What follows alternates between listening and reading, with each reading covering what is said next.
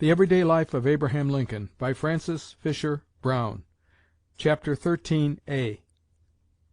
Looking towards the Presidency.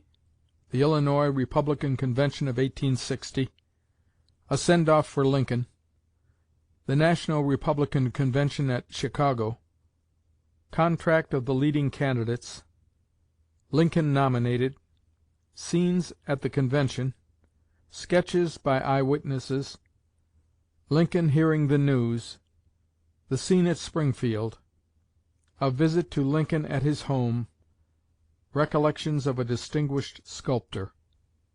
In the latter part of the year 1859, after Lincoln had gained considerable national prominence through events already briefly narrated, some of his friends began to consider the expediency of bringing him forward as a candidate for the Presidency in 1860. The young Republican party had thus far been in the minority, and the necessity was generally felt of nominating a man who would not render himself objectionable by advocating extreme or unpopular measures. The subject was mentioned to Lincoln, but he seems not to have taken it very seriously. He said that there were distinguished men in the party who were more worthy of the nomination, and whose public services entitled them to it.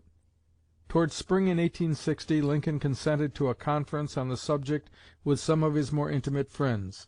The meeting took place in a committee room in the State House.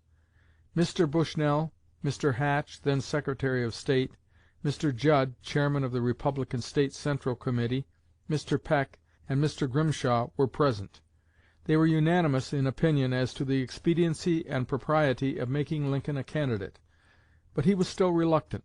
He doubted that he could get the nomination even if he wished it, and asked until the next morning to consider the matter. The next day he authorized his friends to work for him, if they so desired, as a candidate for the Presidency, at the National Republican Convention to be held in May at Chicago.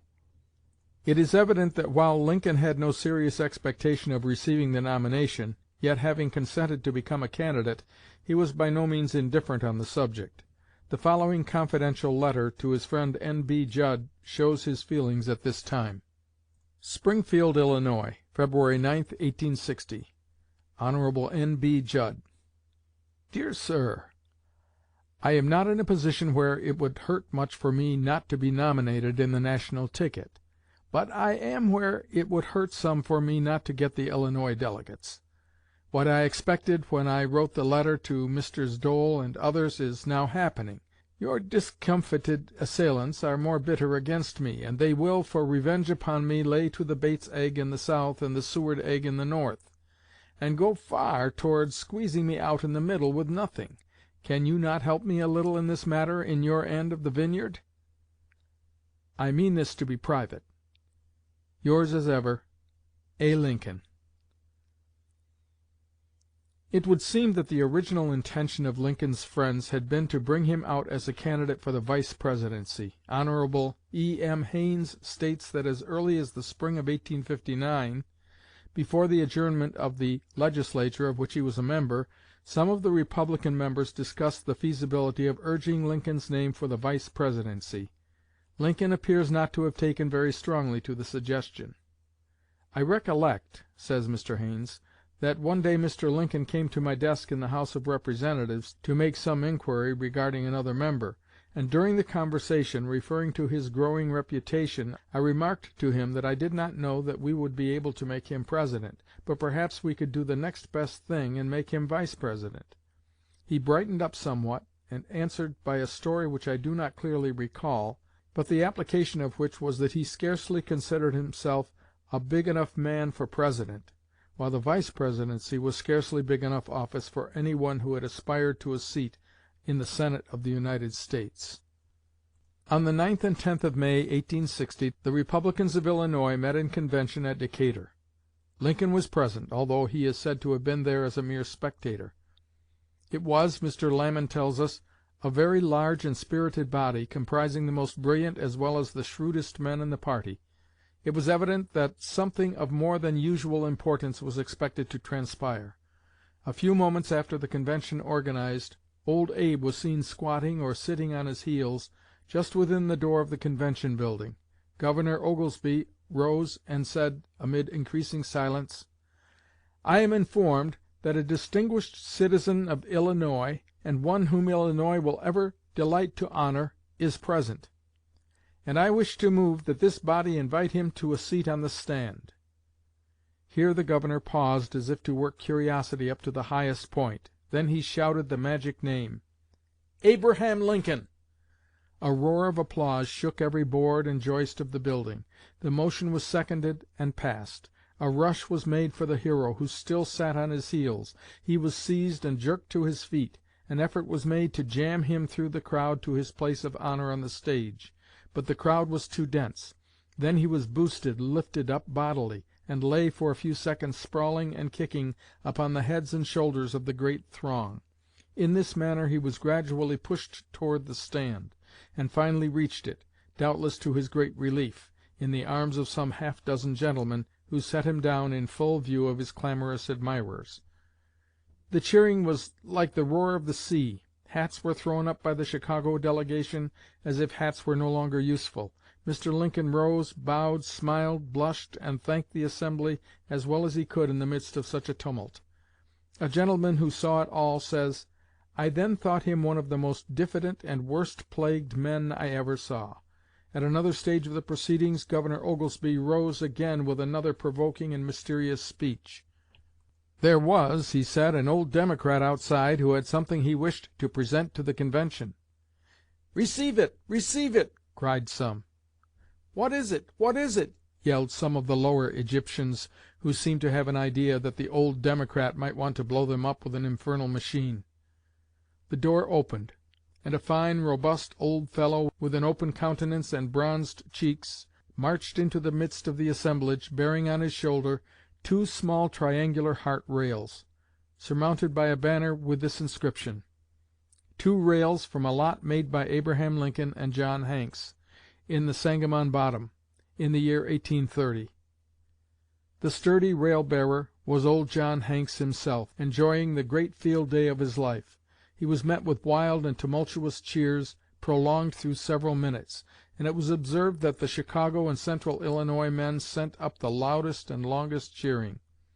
The scene was tempestuous and bewildering, but it ended at last, and now the whole body, those in the secret and those out of it, clamored for a speech from Mr. Lincoln, who in the meantime blushed, but seemed to shake with inward laughter.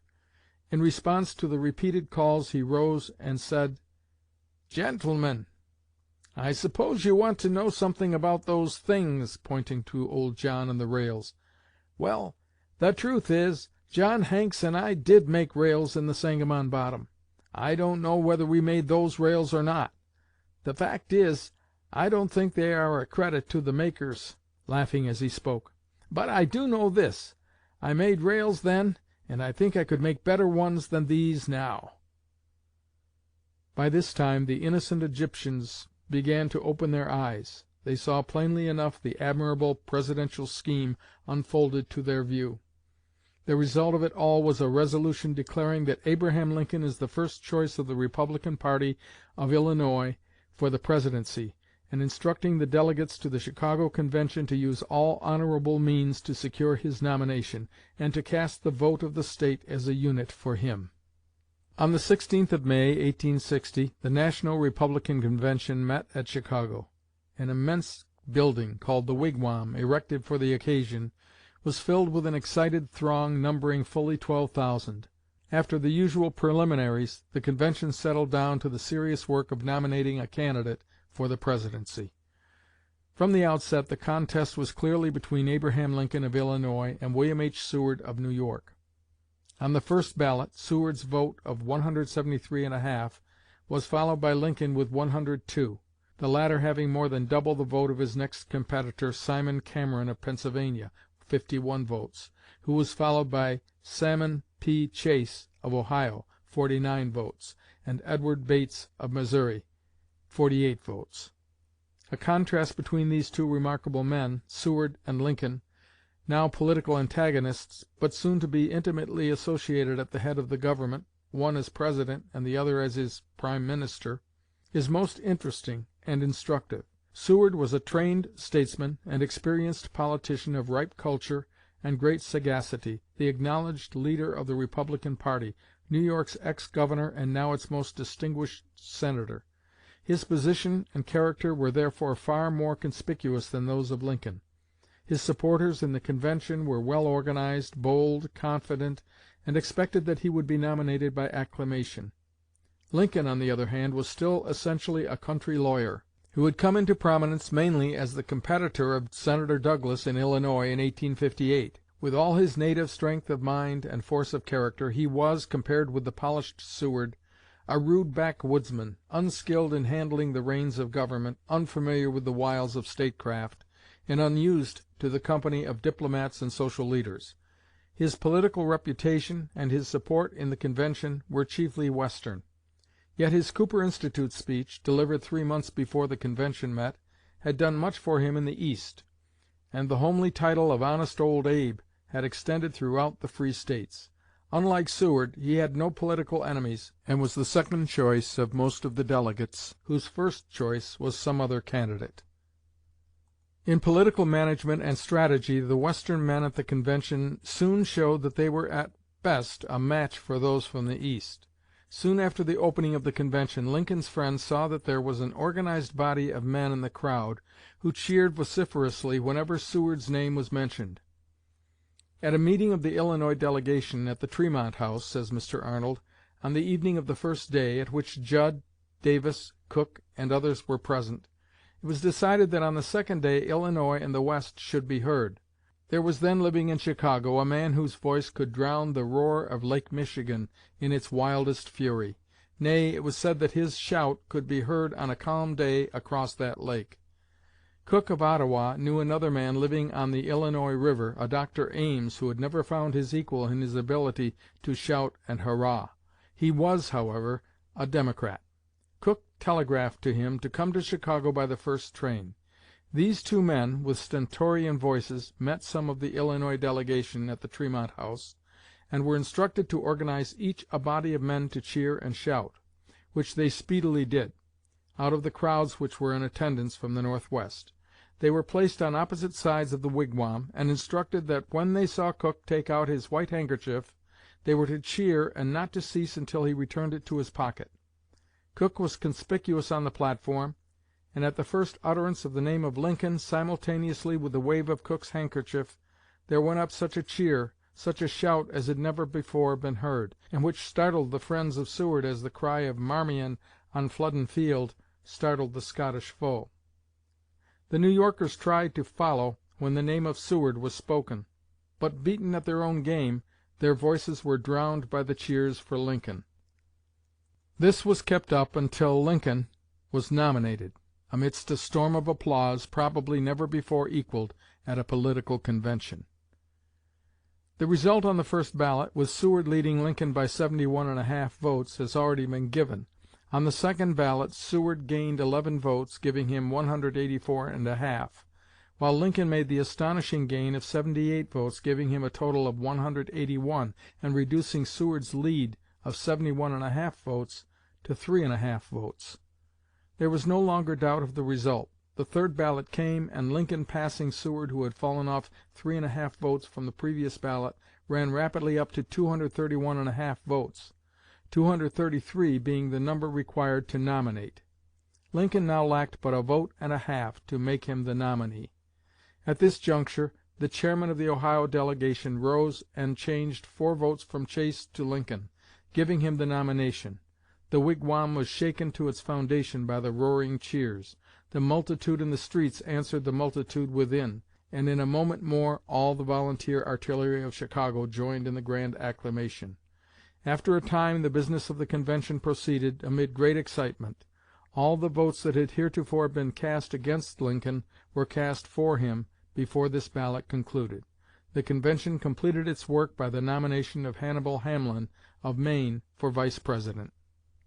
Mr. F.B. Carpenter, who was present at Lincoln's nomination, furnishes a graphic sketch of this dramatic episode. The scene surpassed description. Men had been stationed upon the roof of the wigwam to communicate the result of the different ballots to the thousands outside, far outnumbering the packed crowd inside. To these men one of the secretaries shouted, "Fire the salute! Lincoln is nominated!"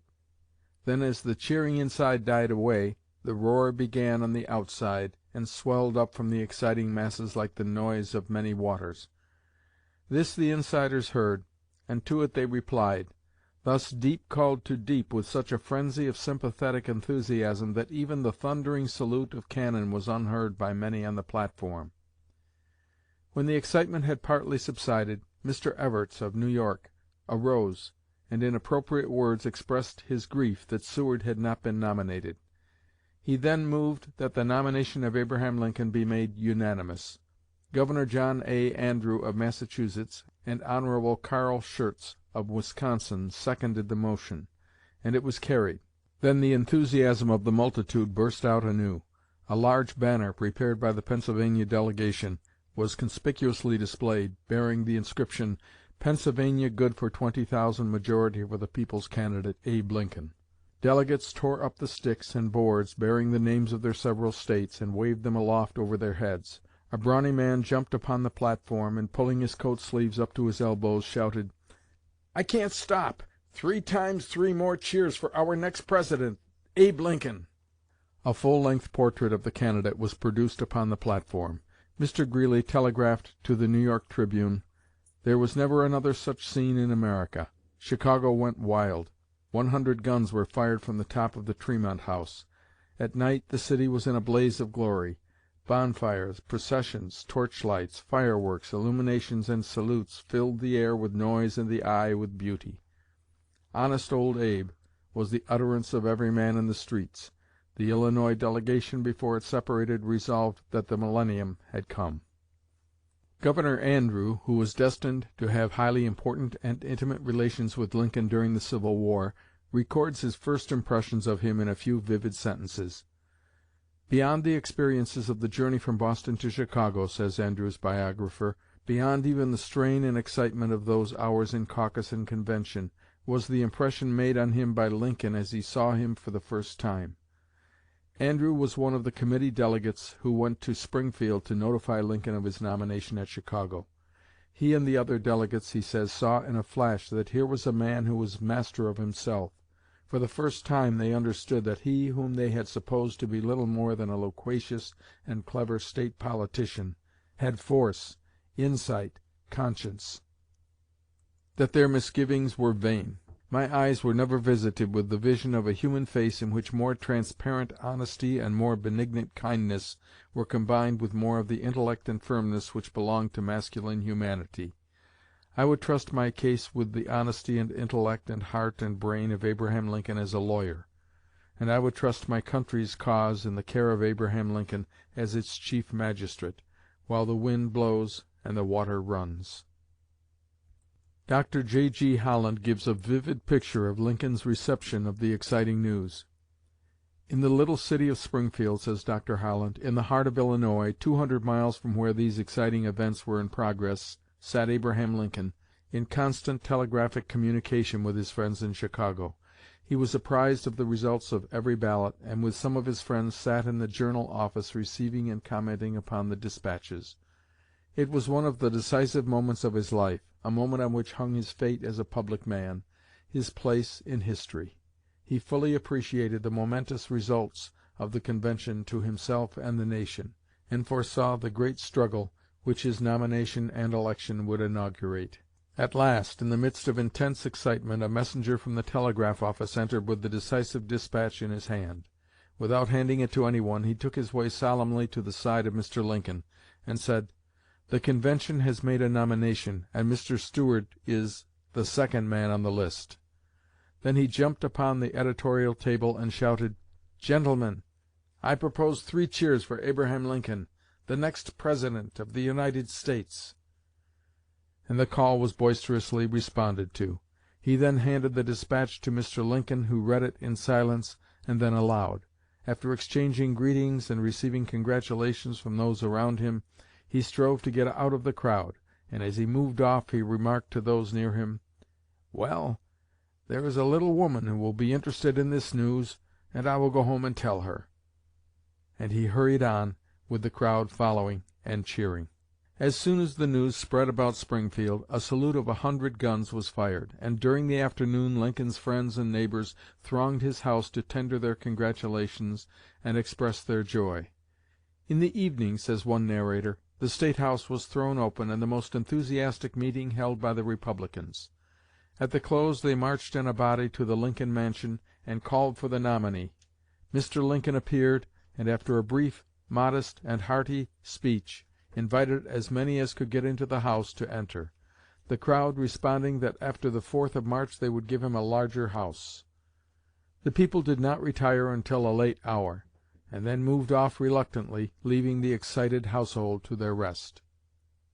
Among the more significant and intimate of the personal reminiscences of Lincoln are those by Mr. Leonard W. Volk, the distinguished sculptor already mentioned in these pages. Mr. Volk arrived in Springfield on the day of Lincoln's nomination, and had some unusually interesting conversation with him. He had already, only a month before, made the life mask of Lincoln that became so well and favorably known. It is one of the last representations showing him without a beard. The circumstances and incidents attending the taking of this life mask, as narrated by Mr. Volk, are well worth reproducing here. "One morning in April, 1860," says Mr. Volk, "I noticed in the paper that Abraham Lincoln was in Chicago, retained as one of the counsel in a sand bar trial in which the Michigan Central Railroad was either plaintiff or defendant.